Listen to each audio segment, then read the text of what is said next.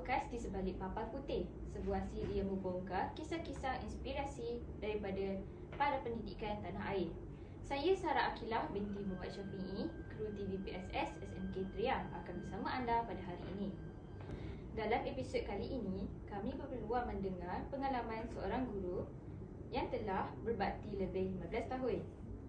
Cikgu Siti Fatimah, seorang guru matematik di sebuah sekolah menengah SMK Triang. Jom kita mendengar sendiri kisah beliau. Terima kasih Cikgu Siti Fatimah kerana sudi berjumpa dengan kami hari ini. Mungkin Cikgu boleh kongsikan sedikit latar belakang Cikgu? Assalamualaikum, hai semua. Terima kasih kepada kru PSS kerana sudi menjemput Cikgu. Okey, sedikit latar belakang Cikgu. Cikgu telah berkhidmat pada tahun 2007, iaitu di sekolah pertama Cikgu di SMK Kemayan. Setelah tahun 2019, Cikgu berpindah ke SMK Triang. Jadi ini sekolah kedua Cikgu lah. Dan Cikgu memang sepenuhnya mengajar matematik. Dan di sekolah ni Cikgu menjadi seorang setiausaha peperiksaan SPM.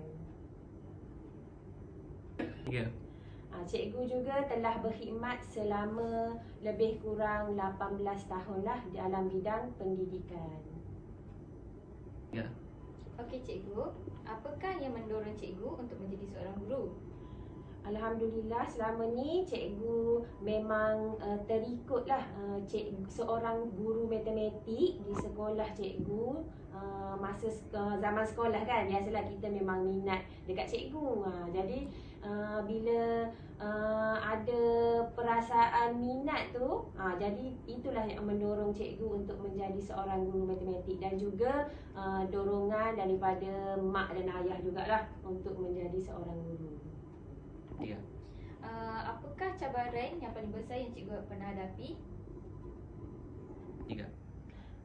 Sekarang ni cabaran yang Cikgu hadapi adalah perkembangan teknologi lah. Seperti mana kita tahu, guru juga perlu mendepani cabaran untuk belajar teknologi untuk lebih maju ke depan lah, seiring dengan kemajuan negara kita pada masa kini. Pengalaman manis Cikgu yang tak akan pernah lupakan?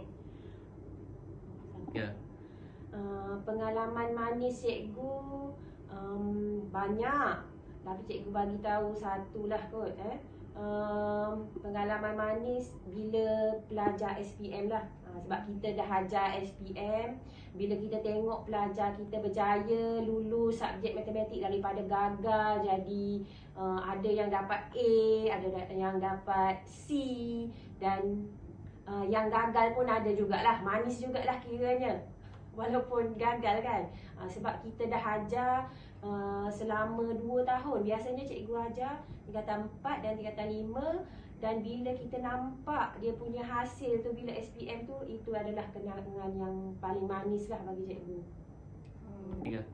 Masya Allah, sangat mencinta hati ya Cikgu. Okey, apakah harapan Cikgu terhadap generasi baru ni?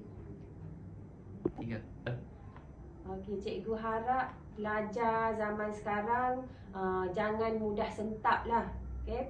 Kita tahu ataupun jangan orang kata lemah.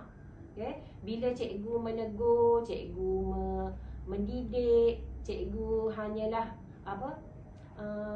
niat Cikgu tu hanya untuk merubah diri pelajar supaya menjadi seorang yang berguna.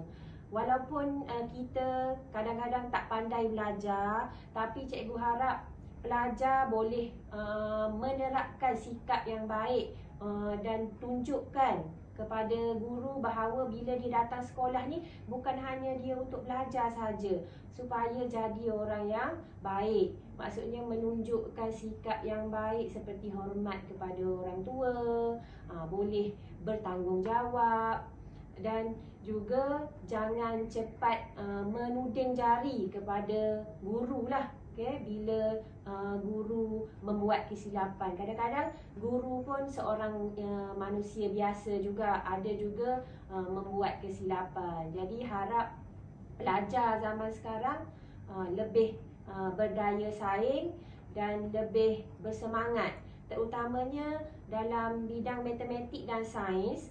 Sekarang ni pelajar perlu berusaha dengan lebih gigih untuk maju ke depan. Terima kasih Cikgu Siti Fatimah atas pengkongsian yang sangat bermakna. Semua terus diberi kekuatan dan semangat untuk terus mendidik anak bangsa. Kepada semua pendengar, terima kasih kerana setia bersama kami. Jangan lupa untuk ikuti kami di YouTube dan TikTok kami.